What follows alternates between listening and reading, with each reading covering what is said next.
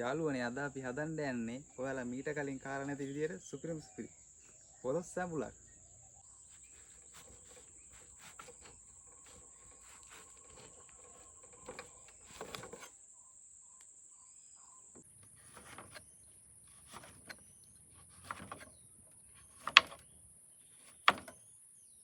අපි දැන් මේක කපාගෙන ඉවරයි. අපි දැන් මේක වතුරේකට දාලා හොඳට හොදගමු.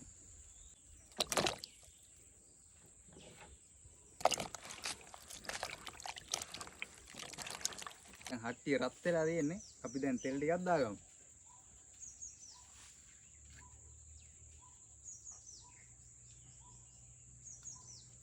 දැන් තෙල් එක රත් වෙලා තියෙන්නේ. අපි තෙල් රත් වෙච්ච තෙල් එකට සුදු ලුණු, කරපිංචා, කුරුඳු, ලුණු යාළුවනේ අපි දැන් මේකට මිරිස් කුඩු හැන්දක් එකතු කරගන්නවා.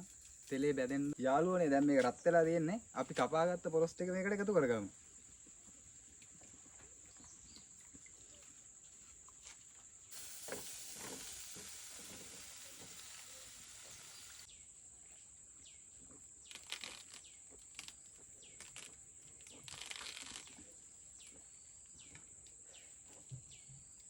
අපි දැන් මේකට 3-5 කහ උළු හාල් එකතු කරගමු.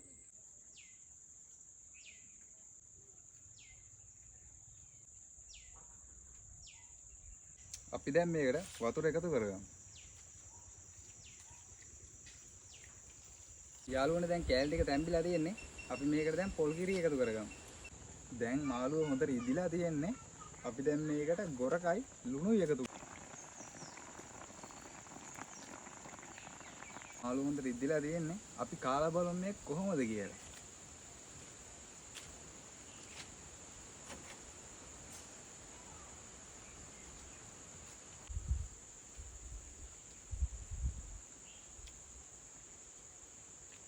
ඔයාලා අනිවාර්යෙන්ම හදලා බලන්න. මාර රසක් තියෙනවා.